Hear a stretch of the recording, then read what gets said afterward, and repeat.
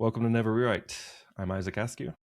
And I'm Jeffrey Sherman. And today we're rejoined by special guest Mark Mandau of Mandau Executives to discuss the question, or to ponder the question, where does the impetus for a rewrite come from? So welcome back, Mark. Thank you for joining us again. Yeah, thanks for having me back, guys.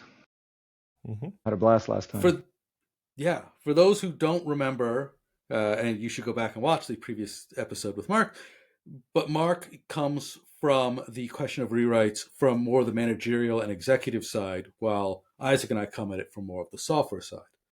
And so today we're going to ponder the question of who and where did this idea that, it is so bad we need to do a rewrite. Because fundamentally, from where I sit, the idea that, we have screwed things up so very badly that we need to start all over is weird. Like if somebody came to Ford and said, you know what, this car factory that we've built that is making cars, it's so bad we're going to have to knock the whole thing over and build a new one. They would never let the people who built or ran that factory build another one. Even if they decided to do it, they'd be like, you guys are all out. But in software, that's like a regular thing. It's like, yeah, we've totally screwed this factory up. Let's build another one. So where have you found that the idea for a rewrite emerges? Yeah, that's a great analogy. When it comes to hard assets, it's like, that's preposterous. Why would you knock down a whole building? Not saying it doesn't happen. Companies move operations for various reasons, right? And buildings do go dilapidated, but it's oftentimes complicated. It's usually workforce, talent, right? Cost structures, tax, et cetera, supply chains. But rarely is it like, hey, let's knock this thing down and build a whole new building in its place. There's something has to be fundamentally wrong. Like the foundation's cracked, or something terrible must have happened. And I think that's where analogy holds, right? Something terrible is happening. There's not enough maintenance. The thing can't support the people. It's too small, right? Size, scale, it's just not performing, or you can't take care of the thing. You fix 3 cracks and 5 more appear in its place. So I think rewrites are a Hail Mary sort of desperation move. Yeah, that's always how I've kind of felt about them too, and from other leadership people that I've talked to. It feels to them like nothing else is going to work or has worked, so why not try this thing that I also don't believe in? But I've never heard, or maybe I have heard, but I don't remember. But to me, rewrites seem to come from 2 places: the developers or the managers. Right? It's either the developers say this code is so bad I can't support it, we need to rewrite it, or the manager of the developer says there's something so broken here, I don't think my team should have to do this. We should do something else, and this is the something else that I've come up with. But it's not. I mean, I guess as you go up in elevation, no CTO is going to be like, oh yes, the software I've got, I think we should rewrite it all because I've got this vision. Right? They wouldn't know that the vision. Would they? Yeah. Have you seen that? Well, I have, but it's in the response to something. So big asterisk. So disrepair really, I think, is the theme here. So when you have software that's not performing, it hasn't been taken care of, and the way that evolves, I find, is neglect of maintenance, not by the engineers, right? You get managers, you get individual contributors even that tell you, for a long time, what needs updating, what needs fixing, how do we make this better? Like, hey, it seems like, we're constantly running into, a too many user scenario or freezes, et cetera. So here's what we can do to get ahead of that. And I think what often happens, and this has been my experience, so I don't want to paint it with too broad a brush, but what tends to happen is business says, yes, that's right, I agree, 100%. and let's work on that. But here's some high priority things that I need you to deliver tomorrow because that's what our customers are looking to do right now, right? And that always seems to be something that you sort of push off to the side.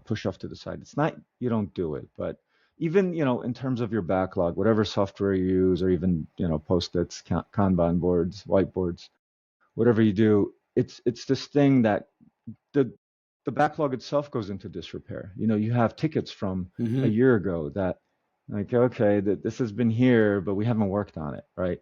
And then you have, good meaning people that bring a lot of process into, okay, let's close old tickets. And everybody on the team goes, well, we still need to do this. But we're not, why are we closing these tickets? But the reality is it just doesn't get taken care of. And so I think business priorities supersede what seems important right now, supersedes the long-term maintenance. And that's why there's a rough rule of thumb that I think gets uh, under sort of estimated. People say, well, we should be working 10% on, backlog stuff, and they don't even do that, right? They'll do like, 2%, 5%. But it's really on the order of 20%, right? Like one out of five things you should continuously be evolving, because if your business is moving, even if it's just humming along, there are things that you probably didn't include that you should have.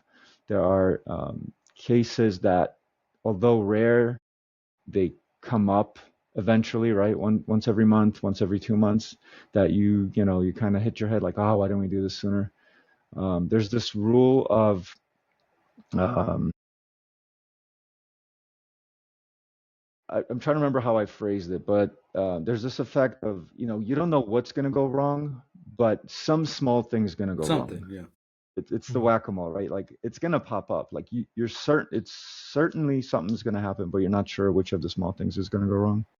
And usually kind of has a common fix. So that's the thing that I feel like the biggest unlock is you gotta put in the work to prevent the disaster of having to even consider a rewrite. And it just doesn't happen enough. Right. A bunch of things you said in there really resonated with me. Like the 20% maintenance, that's assuming that you're in a good spot to begin with. If you're coming along and you're doing your 20% maintenance, you'll be able to hum along and do your 20% maintenance forever. But if you start deferring your maintenance, Mm. then suddenly it's like, oh, well, I only did 10% this month. It's not, oh, well, I need to do 30% next month. You probably need to do 40% next month because of the Yeah, extra wear and tear on the system because you didn't do the maintenance in the first place. And then, as it snowballs. Mm-hmm. The other thing you said that was super interesting to me was, developers and the people working the system, they do tell you, hey, we need to do this maintenance. And then the managers say, oh, or the leaders say, well, yeah, but we have these other things. Like going back to the car analogy, if they say, hey, we need to shut the factory line down for all weekend, and they say, well, but we've got a special order and the cars are selling really hot, so let's run the factory line all weekend and not do the regular maintenance on the machines. yeah. The machines are going to break, and no Mm-hmm. one's going to be surprised by that. And it's a high But quality then, problem to have, right? So much yeah, business that you're barely keeping up. But that's where, you hear those stories like, hey, we scaled too quickly and now we had to shut down 200 locations kind of thing, right? This mm-hmm. happens in software too, in a sense where you just took too many customers on and you got too ambitious over your skis and your infrastructure couldn't support it. Now you're, dealing with a pending rewrite that isn't just 30% and 40% effort. This rewrite is now 100% maintenance, right? Because you're not building something that you're actively using anymore. You're trying to maintain your system that you've been using, and now you're building a duplicate system with an outsized number of engineers that's way Mm-hmm. beyond what the effort you would have put into maintenance. Yep. Yeah, that's a great point. Of any rewrite, it begs the question of why didn't you do the maintenance? Right? Absolutely. And just looking at it with, basic math, 100 is way higher than 10 or 20 Mm-hmm. or 30. So it's kind of a failure of the imagination if you think about it. It's a failure to frame the problem correctly, because you almost don't know how much work the old system needs. And now you're saying, hey, Mm. but I scoped out this new system, and now your storytelling is kicking into gear right in your head. And the business team and the engineering team sort of conspire to tell this, fairy tale of like, hey, this is going to be wonderful. It's going to unlock all these markets. It's going to be so much faster than the old system. And to your point, why would you think that that new building is going to be so much better than the old one? Well, there's two things there. Like, there's first is the fairy tale that by building a new one, we won't have to do all the maintenance, right?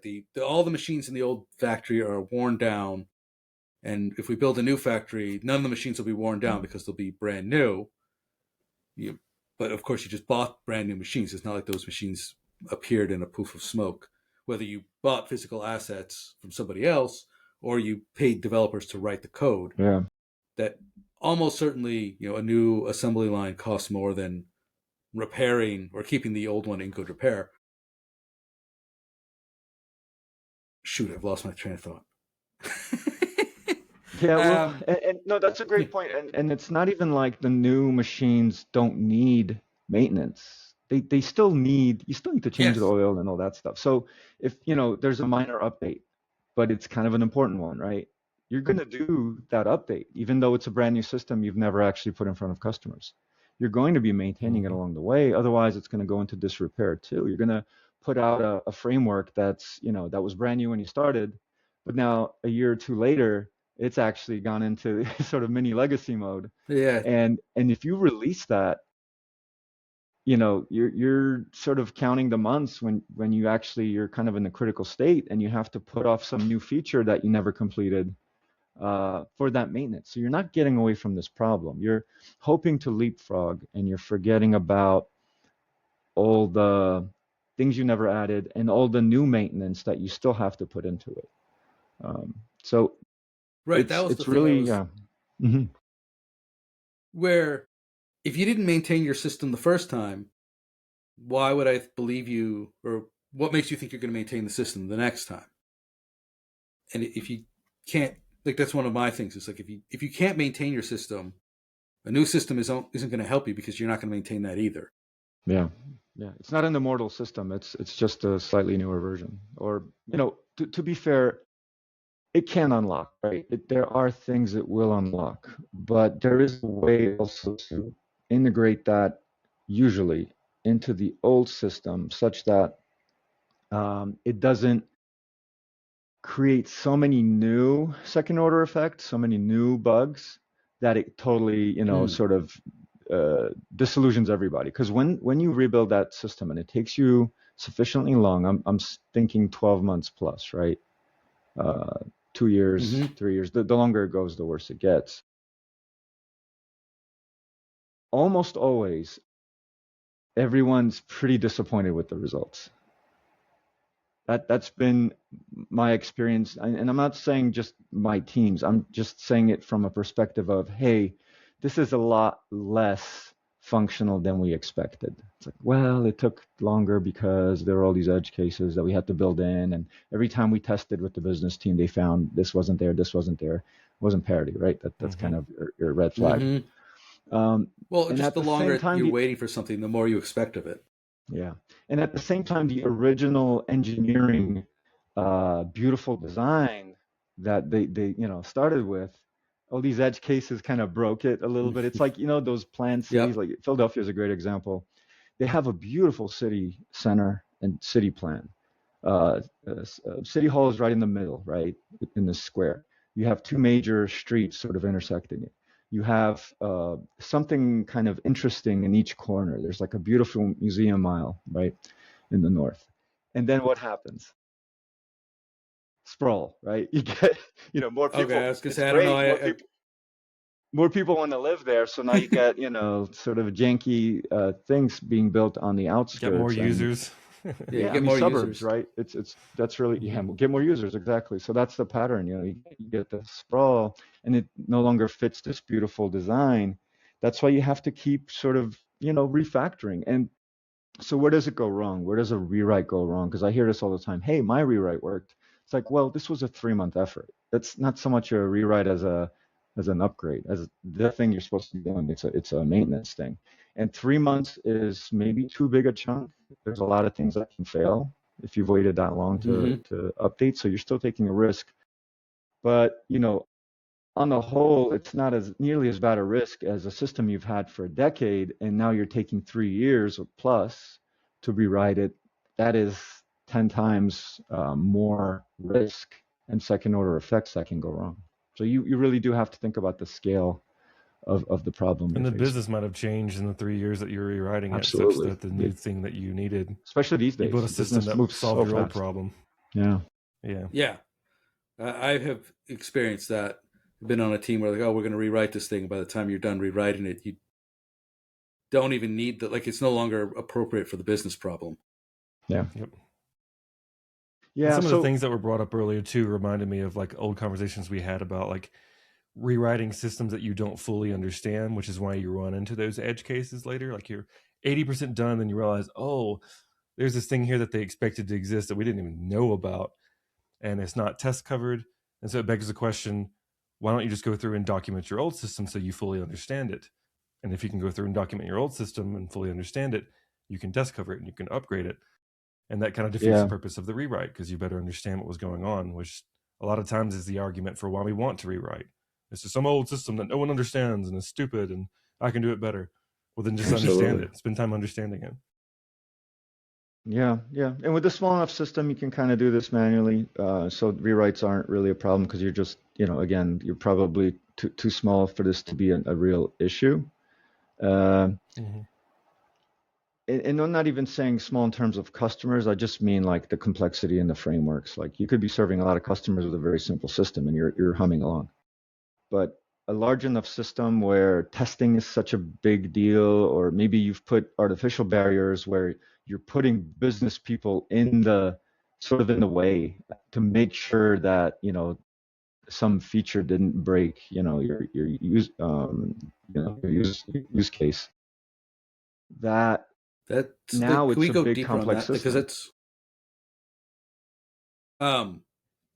one interesting thing you said there that kind of just triggered some thoughts in my head, where if I'm rewriting a piece of software that I've written, or we're talking about, like, if you've got test coverage and whatnot, right? If I am capable as a developer of testing the system fully, whether I do it or not, that really increases my belief that I could rewrite it. But if I need to say, I'm going to write this software, like I'm going to talk to you, Mark, you're the executive, you're going to explain what this software does, and I'm going to take notes, and I'm going to go away and write this new thing, and then I need to get you to tell me if it's right.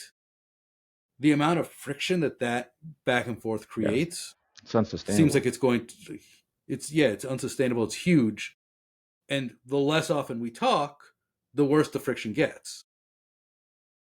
And the worst part is you're not even talking to the customer at that point. If you're just, in an echo chamber within your own org, yes, the executive might know this system really well, but ultimately is not the end customer and isn't necessarily seeing around corners of what the customer's seeing. The customer might not even realize, but someone in tune that's both seeing the customer side and the engineering side will pick up on, oh, so it sounds like what you're really looking for is this. Is that true? Let me know if I'm hearing that wrong. And they think, right? Is this true? Well, actually, here's what's really happening. You might be right about something, right? And then there's kind of a future focused conversation. It doesn't mean you go and, production build this whole thing, but now you're kind of seeing, what's coming up. Like, okay, let's do a test, right? And now you're collaborating. Whereas the executive may not want to go into the weeds. The executive might just be like, hey, here's how this system's been performing. Here's what maybe like a future thing is. But it really takes a lot of time to explore these things. And that, by definition, an executive is going to delegate that.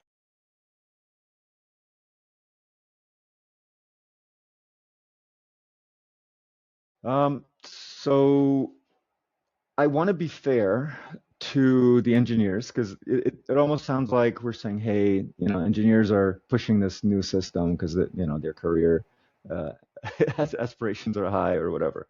And then I Well, I sort felt of it was the other way mitigated that. around. We were blaming managers for Right. So not we allowing mitigated engineers that. to do the maintenance. Exactly. We mitigated that by saying, hey, it's actually the business folks that aren't letting the engineers do their jobs. And although in a lot of cases that pattern seems to hold, is product can be the reasoned voice in the room, or product leadership can also have its own aspirations and say, hey, this is a mess. I hate working on the system. It's old and clunky. Same kind of, Mm-hmm. reasoning. Here's a bold new system. It's beautifully designed.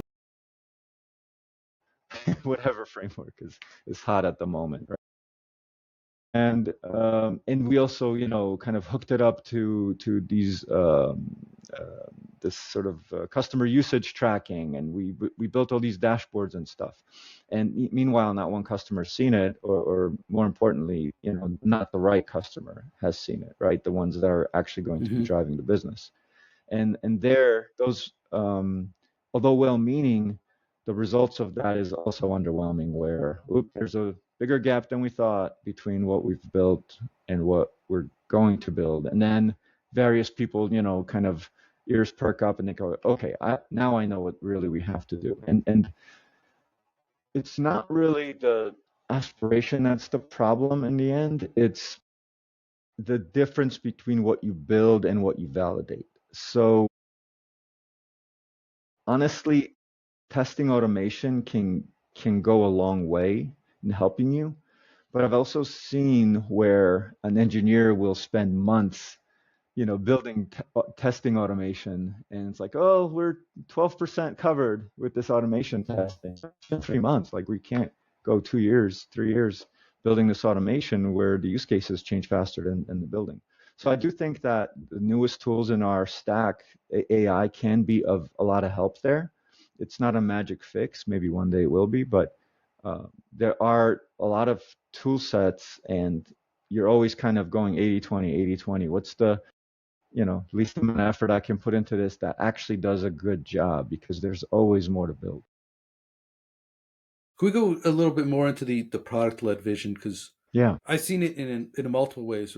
I have seen product comes out and they're like, here's, I worked with design, here's a bunch of images, and we're going to show it to users and get their feedback, and that's great. And I've seen product doing something similar. Like, we've got a framework when balsamic was a big thing. Like, we put together something really quick, and we're going to put it in front of customers, and we're going to see where they actually click and use it, and we're going to learn a lot. And then I've seen sort of the worst of all worlds, where they have an MVP built, and then they ignore the results of the MVP and say, we're going to build it anyway because we didn't do enough marketing and the customers didn't understand the thing that we were going to Yeah. build. Uh, Sort of how have you doubling seen that down play on out? the bad thing, right? Yeah. We Yeah. did a test and the test said no, so we did it anyway. Yeah. No, that can happen. I call them leadership. Leadership comes in a lot of different flavors, right? But it's Mm-hmm. it's pure sales kind of thing, business owners. It could be product leadership, could be technical leadership. That these really terrible ideas come from, any number of those, or maybe a mixture of those. And it's the story they're trying to tell their bosses, right? Their CEOs or GMs or VPs. So it's really, again, it comes back to framing. It's kind of a failure of the imagination, because that story kind of tells itself. It's going to be new. It's going to be great. It's going to be better. It's hard to say, hey, we're going to go from 10% maintenance coverage to 20%. And, over a year or two, you're really going to see this thing go, right? It's like, we just tuned your car and it's like 10% faster. I mean, an enthusiast might appreciate it, but most people are like, okay, it's peppier, but that does nothing for me.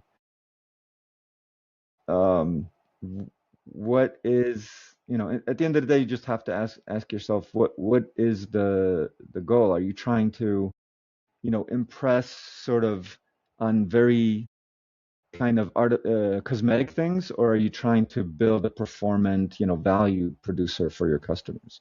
And just one more thought about that. I've seen those tests where, it's the A and B, right? Product team will show customers, hey, look at this old system. You know the old system, it's clunky, it's ugly. Here's a brand new screenshot of the new system. Look how much cleaner.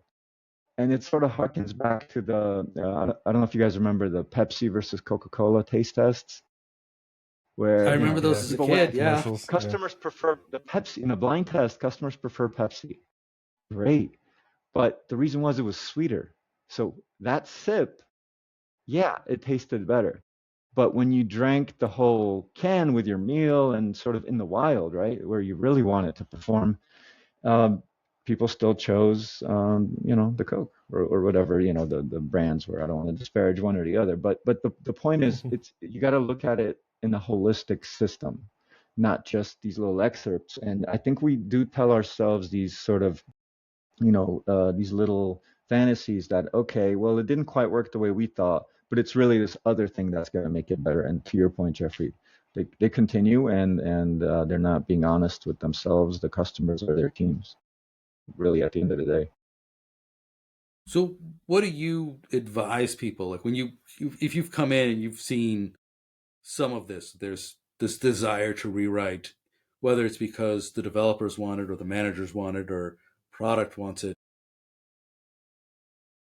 I mean, I literally this morning published a blog post where I'm like, I will try to talk you out of it. Yeah. That is going to be if you hired me to talk about it, I'm going to try to talk you out of this thing. Guarantee. Don't hire me if you really are convinced that you need this. Where do you? How do you even start an engagement like that? What do you start it with the questions? Yeah, no, I mean, you probably have a pattern in your mind, being an advisor, and the scenario is probably going to fit one of those, but you don't want to come in and be like, hey, I got the answer, right? You want to listen. You want to make sure that, there's a lot of people management, change management, to it. So you really Mm-hmm. want to listen, make sure that you understand the actual pattern occurring. There's a lot of, work that comes along with that, talking to various stakeholders. Um, but really, what your ultimate kind of tactic is going to be in that strategy is to draw the contrast between what the framework, what the story is that they're telling themselves, and what the more than likely is going to happen, what the real risk is. And that Hmm. actually aligns pretty well with step one of my peak fix approach, because you're really trying to attend and attune yourself to the return on investment and the risk. One of the easiest things to understand in a very nuanced situation is, hey, you're balking at dedicating 20% of your engineering resources to maintenance, but now you're telling me you're all in on the 100. Where's the disconnect, right? Because your Right. team that you're dedicating is going to be 100% focused on this new product. So where's the disconnect, and how do you think that's going to turn out? What are you going to do when month 2, 3, 4 comes along and you have to do maintenance on the old system now that's now expiring, and you haven't released the new software to validate it against your customers, right? So you do the Mm-hmm. carrot and the stick. That's the stick you're describing to them and making sure that they really understand. But now the carrot, which is the thing we don't do as much, is creating the more real fantasy, the one that's actually going to potentially come true, and that's the stable, the peak fixed state, right? And a lot of companies do this, Mm-hmm. not nearly enough, but a lot of them do. The Googles, Apples, etc. Uh, of the world, the Mag 7, whatever they're called nowadays, Fang used to be Fang, now it's Mag It 7, used to and be many Fang. more. Adobe, right? Yeah. Spotify's doing a great job. Um, Shopify, all the new ones, Anduril, right?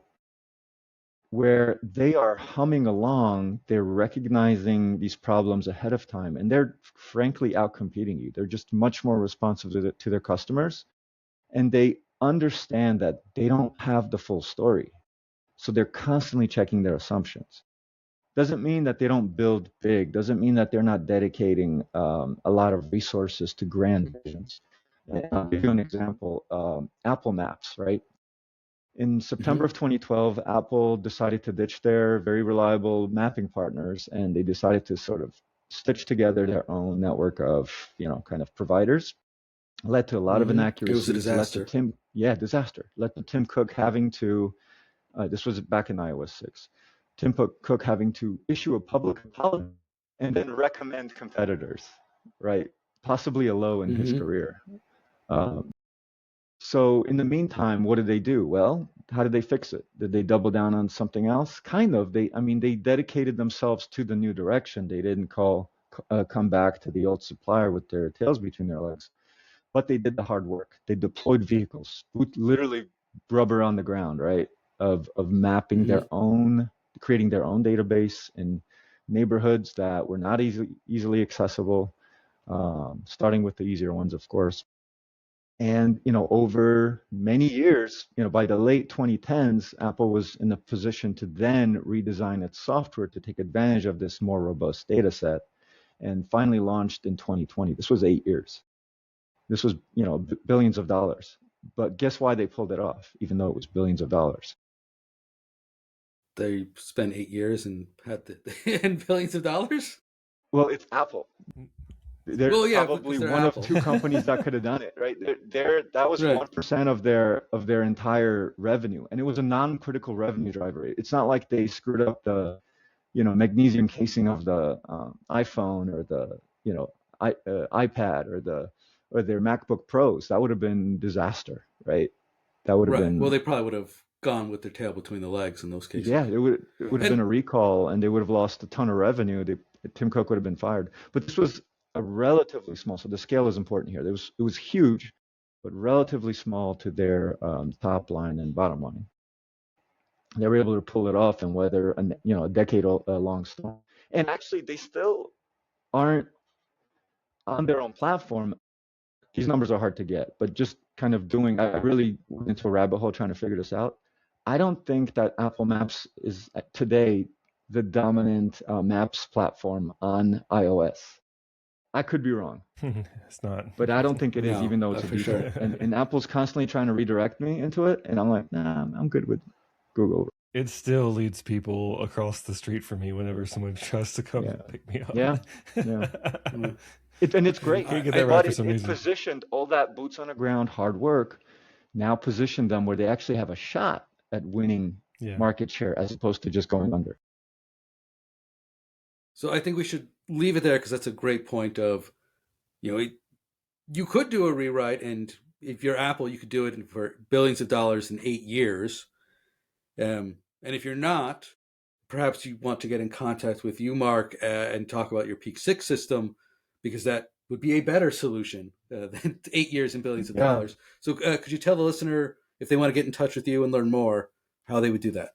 Yeah, absolutely. So go to mandau.co. And on that website, there's a contact us button. You can have a free consultation. You can test drive the system with a sort of a ROI and risk assessment. I'm actually this isn't available yet, but I'm working on kind of a self-service first step to make it, reduce the friction of that. So you can really kind of get a sense of where your blind spots are. And you can kind of move along and, see if it's a good fit. But if nothing else, it would be a personal win if you ask the question and then got a sense of a more realistic sense of where you are and the success potential of your strategy, whatever that is. That would be a big win for me. So yeah, awesome. Come along. This has been Mandau. super interesting, Mark. Thank you all for listening. I'm Jeffrey Sherman. And I'm Isaac Askew. Jeffrey Isaac, thank you so much. Thank you, guys.